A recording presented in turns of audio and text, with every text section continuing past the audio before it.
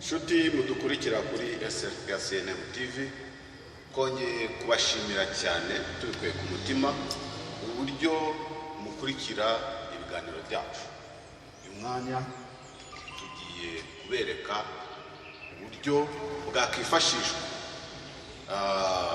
gutabara umurwayi ufite ikibazo cy'umuvuduko ukabije cyangwa umuntu ufite umubyibuho nawe wagira ikibazo cy'umuvuduko cyangwa umudiabetike nawe wagira ikibazo cy'umuvuduko ko bose bashobora kugira ikibazo cy'umuvuduko ubatunguye bitewe n'impamvu imwe cyangwa iyindi. Aka kamashini ni kamwe mu bishobora kwifashishwa gutabara umuntu ufite iki kibazo.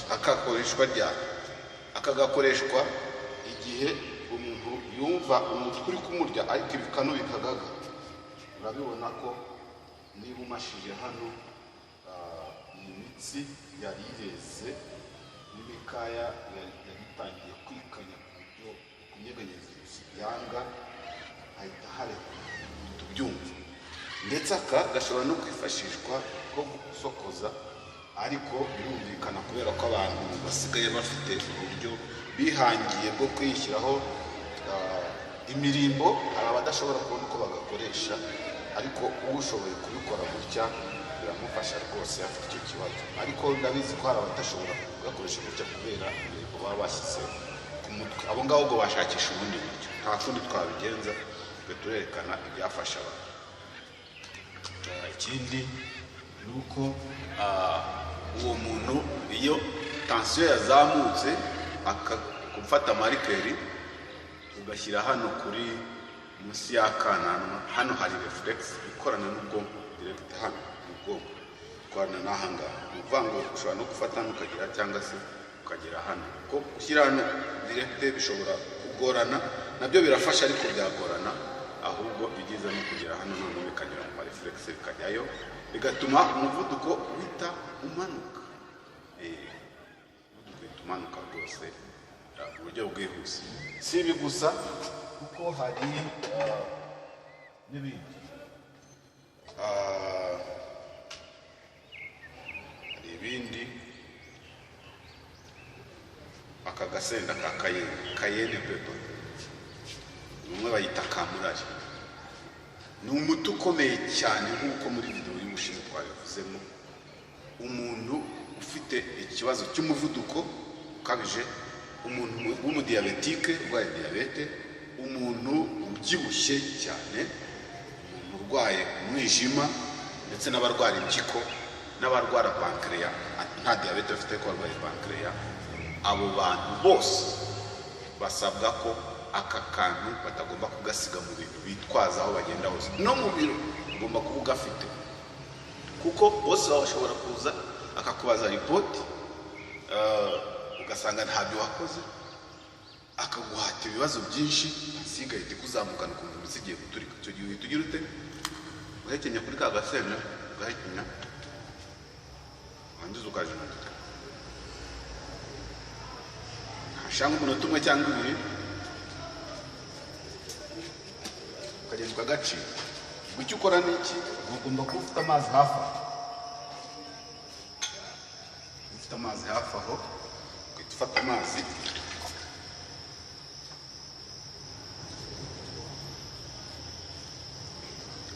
unywa duke duke.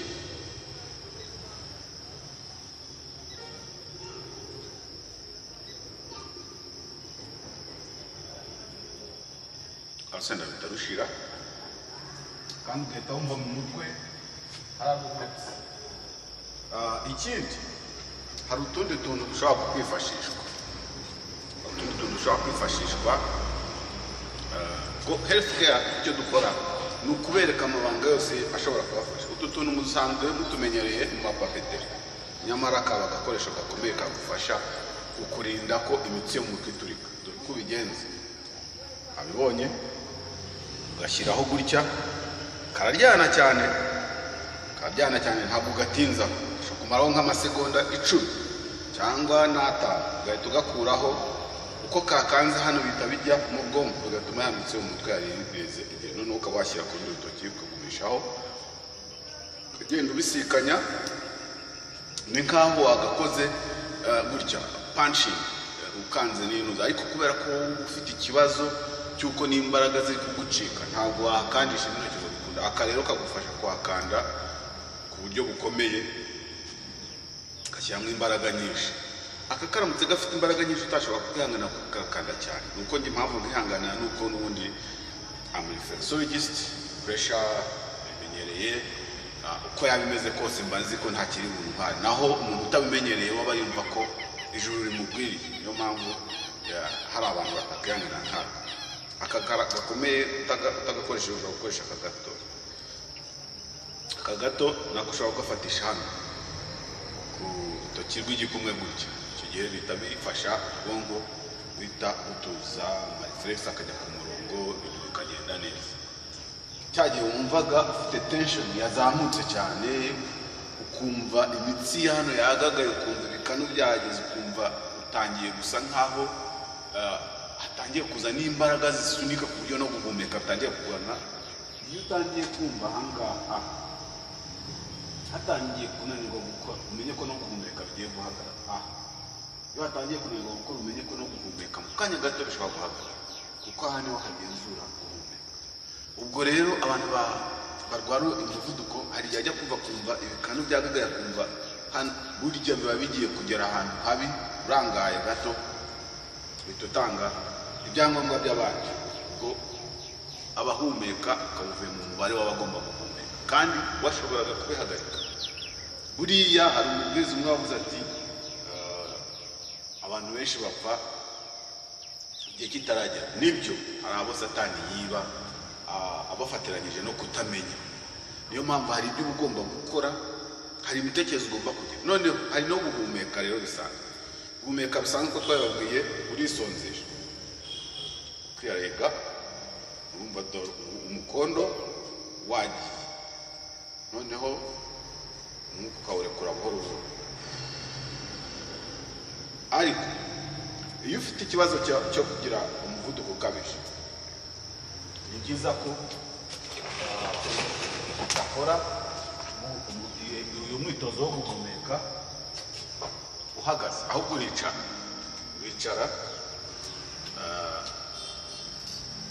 ugafata iyi baro uyifite iba nziza cyane. Iyi ishobora kugufasha byinshi. Na babandi bagira ibinya urayifata ukayikaraga mu ntoki, cyane baba diabetike, babandi babyibushye badakorwa nuko bakora siporo, ushobora kuyifata mu myenda ya siporo, ukayifata ukayimasisha, ukayikaraga ku mubiri. Utu tuntu duhanda ureba utu turagufasha, tukagenda dukumaza. Ndetse no kuyirarana rwose, ushobora kuyirarana ukajya yifataho nijoro, ikamufasha kurwanya bya binya umuntu agira nijoro asinziriye.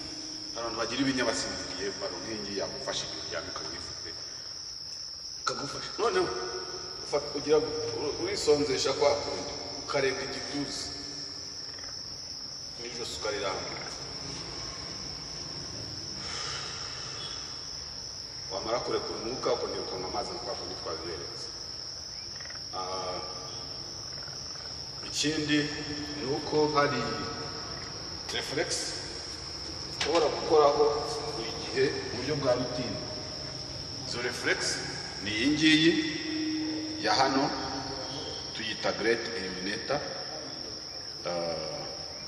Icyakora abantu ni bake, n'abareflexologiste bake bazi iyi reflex, ni bake bazi uko ikora, ni bake cyane. Iyi reflex ifite amabanga menshi, ifasha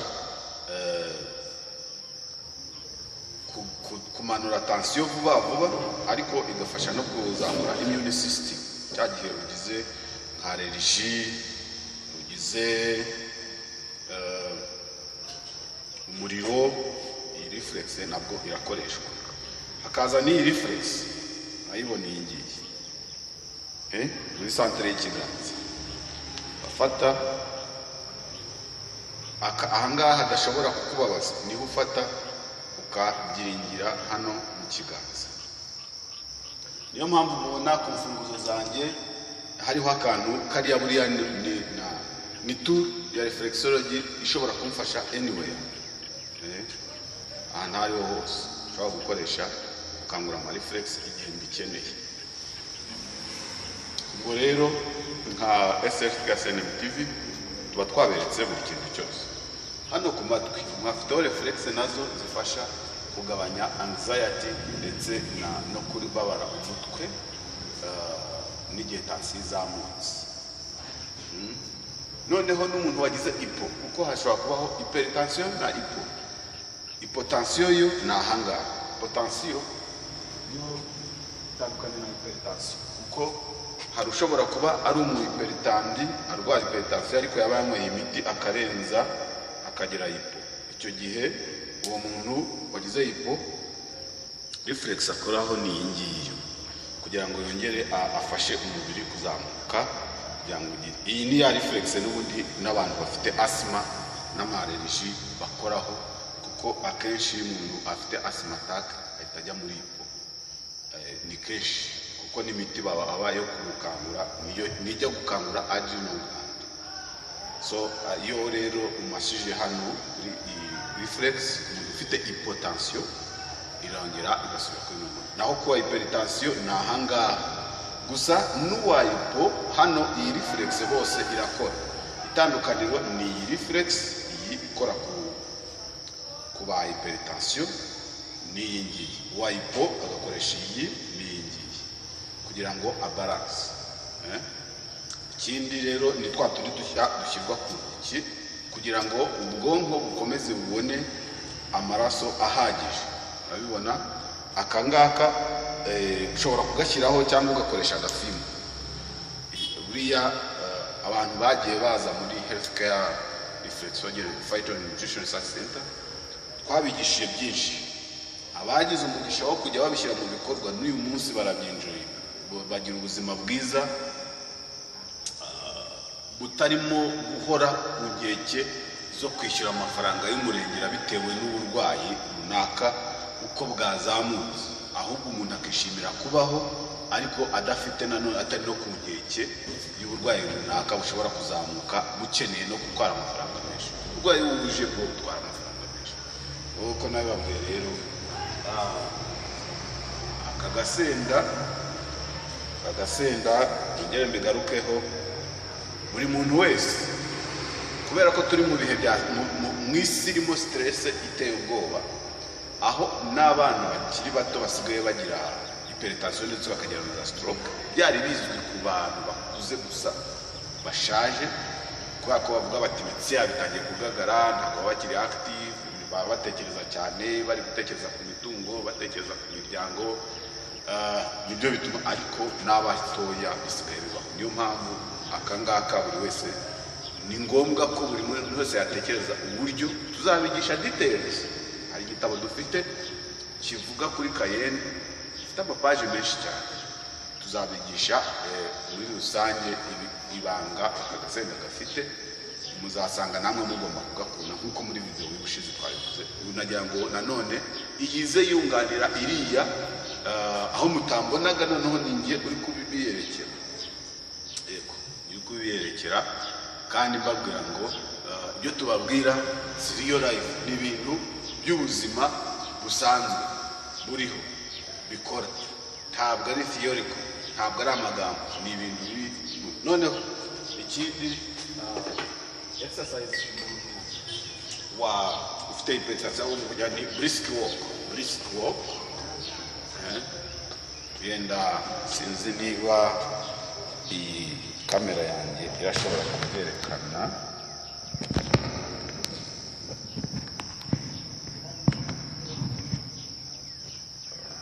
Yes, brisk walking.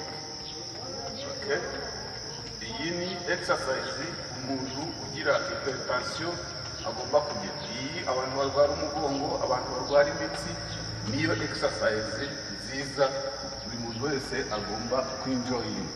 Buri gitondo ukayikora ndetse ukayifatanya no gukora squat exercise.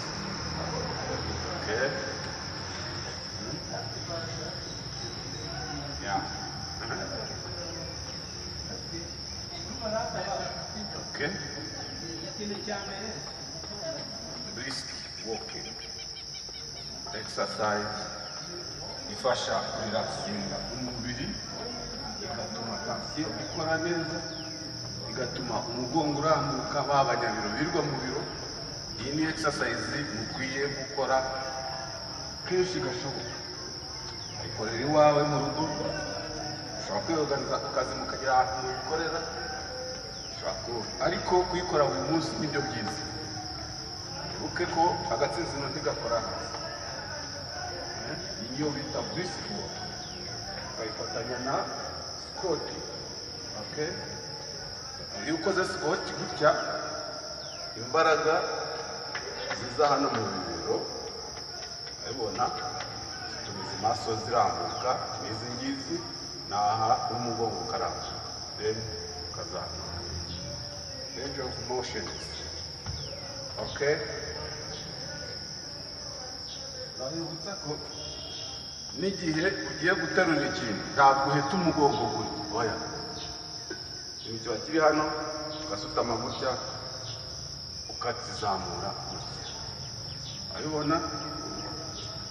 Object iri hasi hano, urasutama, uramanura, ntabwo uhita umugongo gutya, ahubwo uraba wemeye gutya, terure, uzamure. Kuko hari n'abantu bagira ibibazo by'amataka bitewe na muvoma bakoze idakozwe mu buryo burimo. Brisk walk. Iyo umaze gukora brisk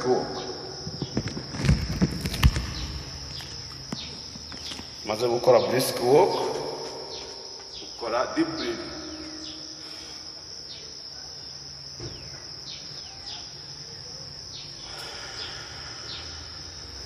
Okay, kongera.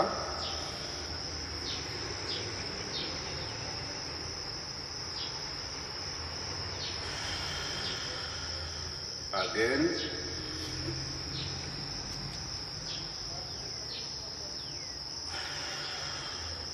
Ugumaze kubikora, fata kwa duturuzi, ugashyira ku ntoki kugira ngo umaintaininge your force. Komeza wumva ibikomeza. Iyi ni S Healthcare CNM TV. Turabakunda. Kandi tuzakomeza kubategurira byinshi byabafasha kugira ngo mugire ubuzima bwiza. Niyo ntego yacu, niyo nshingano dufite ku isi yose. Ibyo twahawe kumenya tuzajya tubibagezaho, ariko twongeye tubibutse ko tuzajya dukunda kubikoresha cyane mu rurimi rw'Icyongereza kugira ngo bishobore kugera kuri benshi nk'uko twabisobanuye muri video ibanziriza iyi. Murakoze cyane, turabakunda. Nshuti dukurikiye kuri SSCNM TV, turagira ngo muri aka kanya tubereke uburyo umuntu ugira uburwayi bw'umutima bwa hypertension ashobora kwirwanaho. Bimwe mu bikoresho akenera mu kwirwanaho kugira ngo abe yacungana n'ubuzima mu gihe agize ikibazo cya ataka. Baro imeze gutya, murayibona. Baro murayibona uko imeze. Baro ifite utuntu tw'uduheri. Baza kwagura gukoreshwa. Ikindi ni aka kamashini. Murakabona ko iyo kagiye ku mubiri karaka kaba kajyamo amabuye. Murabibona ko hajyamo amabuye agakoresha.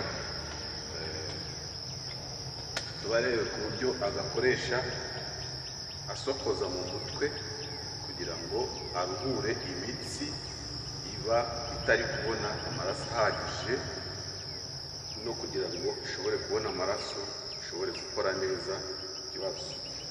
Hano inyuma cyane cyane ukunda gutera ibibazo ku bantu bagira uburwayi bwo gukabije akamashini rero gafasha kuhamasa, noneho bigatuma amaraso ashobora kugera imikaya yikanye, igashobora kurekura amaraso.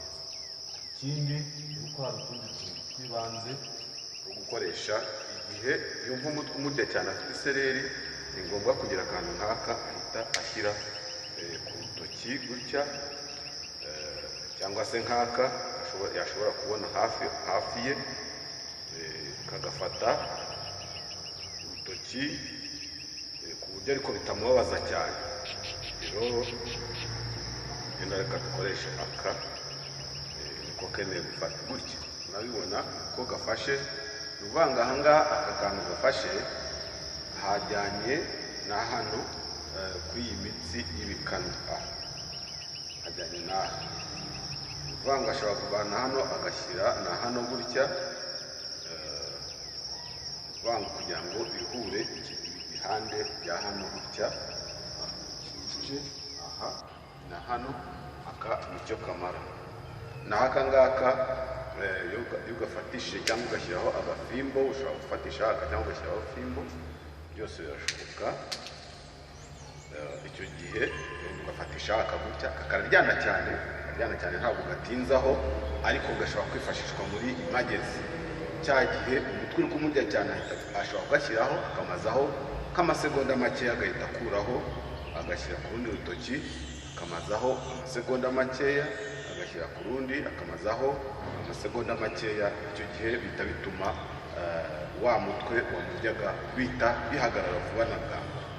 Ubu ni uburyo bumwe ashobora gukoresha kugira ngo yirwaneho ahagarike ibindi bishobora gukurikira umuvuduko wazamutse cyane kuri guturika imitsi yo mu mutwe.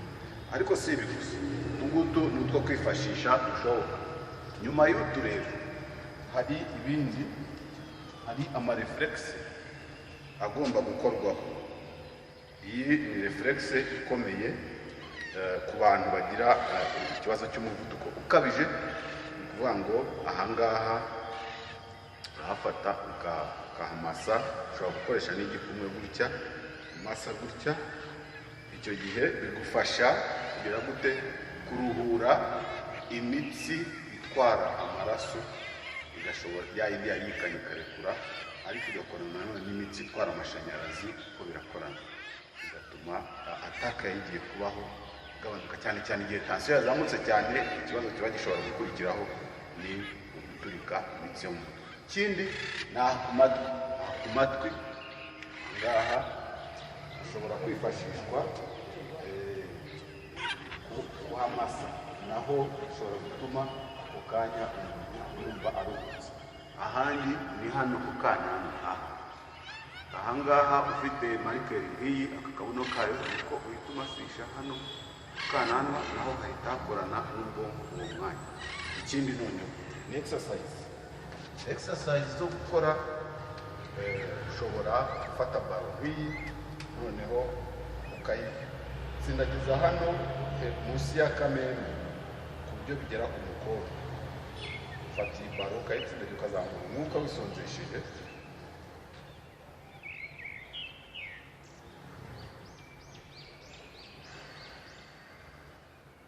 ukawurekura. Icyo gihe ikindi ukora ni iki, ugomba kuba ufite amazi. Ufite amazi hafi aho yo kunywa. Aya mazi ni ukuvuga ngo ugomba guhita ufata amazi ugasuka mu gikombe ukanywaho dukeya kugira ngo wongere ogisijene mu mubiri, kuko iyo wazamuye umwuka ni ogisijene uba ushaka ko iba nyinshi mu mubiri kugira ngo ijye gutabara ya mitsi yagagaye itari gukora. Iyo amazi agezemo rero ogisijene yiyongereye ya mitsi irarekura, noneho yarekura bigatuma hahandi hari hashigiye guturika hayongera ubukweduke, noneho bigatuma guturika kw'imitsi bitagira. Ariko ikindi kintu gikomeye ni aka kayene pepo. Iyi urayifata ugahekenyaho gato cyane,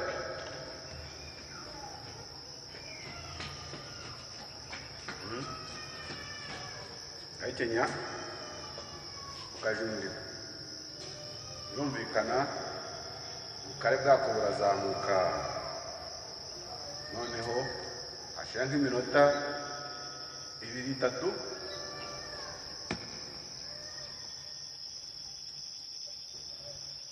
ukarucira. Wamara kurucira ukanywa amazi. Kuko ndumenyereye nta mpamvu yo kunywa andi mazi maze kugira kuko ndumva ntacyo bintwaye, ariko utabimenyereye ni ngombwa agahita akomeza kunywa amazi kugira ngo ashobore gufasha kugabanya bwa bukana bwa rusenda ahekeye. ni ukuvuga ngo umuntu ufite ikibazo cy'umuvuduko umudiyabetike ntakwiye gutinyuka kuva mu rugo ngo agire ahantu ajya atitwaje urusenda. Nibura itwaze nka turindwi, uragenda uhekenyaho gato gato igihe wumva habaye ikibazo uhita ubyumva wenda bihita bigenda mu bwonko ukarwumva. Bishobora kugufasha bigatuma nta mpanuka yo guturika imitsi yabaho, nta mpamvu zatuma bakujyana ikitaraganya warembye, kuko ibintu bishobora gutuma umuntu afatwa mu gitunguro mu hypertension ni byinshi. Bishobora kugira ubwoba, bishobora kugira agahinda, ashobora kumva inkuru ibabaje itunguranye, ashobora kugira ibyishimo byinshi, nabyo bigatuma ikibazo kivuka. Mu by'ukuri umuntu ufite ikibazo cy'umuvuduko ukabije nta emosiyo yo hejuru n'imwe imugwa neza, yaba ari iri muri positive yaba iri muri negative, zose zimugwa nabi, kuko ashobora kwishima cyane na gagafu. Mujya mubona abakinnyi, abantu baba kuri stage bari kuririmba, ntabwo aba yishwe n'akababaro, aba yishimye cyane akarenza urugero, kubera ko nivo cyangwa se urwego rwo kugenzura amarangamutima ruba rwarenze uburyo umubiri ushobora kwihanganira agahita apfa.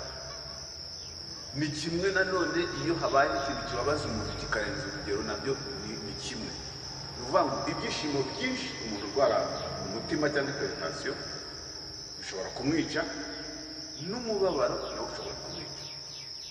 Kimwe mu bintu bishobora kumutabara vuba vuba ni aka kayene pepe, mwabibonye uko bimeze.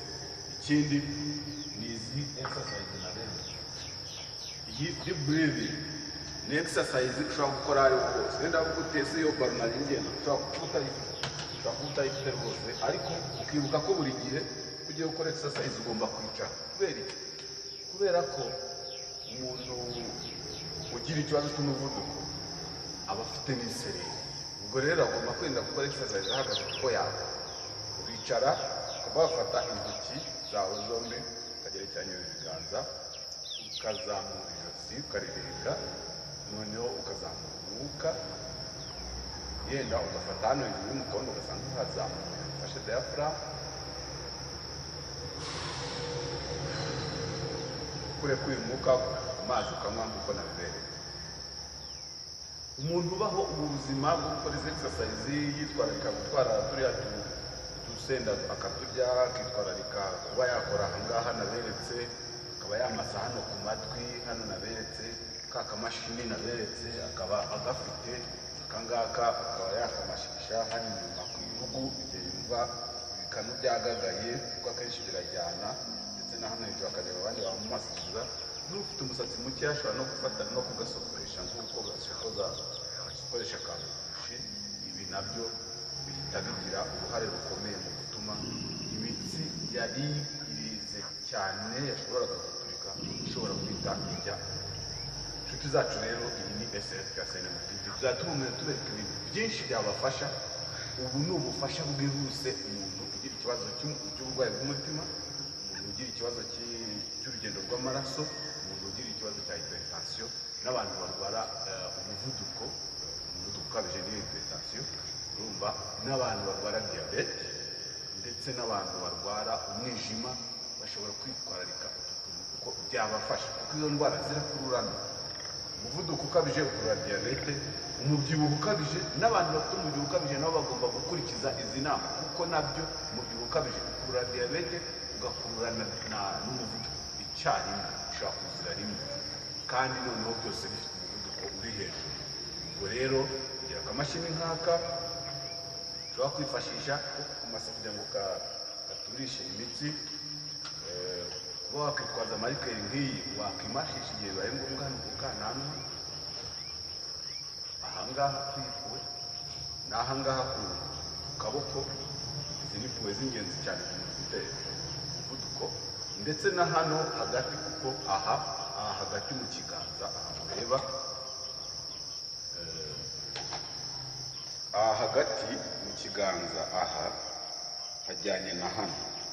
Ni ukuvuga ngo iyi ni solar plexus. Ahangaha iyo uhakoze ni kimwe no gusunika ahangaha kuri iyi pointi ya hano yo hejuru y'umukondo, kuva ikorana na solar plexus ya hano ntabwo hasunika, hano ntabwo hasunika kuko niho solar plexus ubwaho hano munsi y'ibere neza. Aha ntabwo hasunika, aho gusunika hano kandi bigahita bigira impact kuri iyi ngiyi.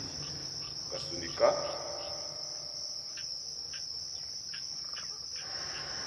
ukarekura cyangwa kwisonzesha gusa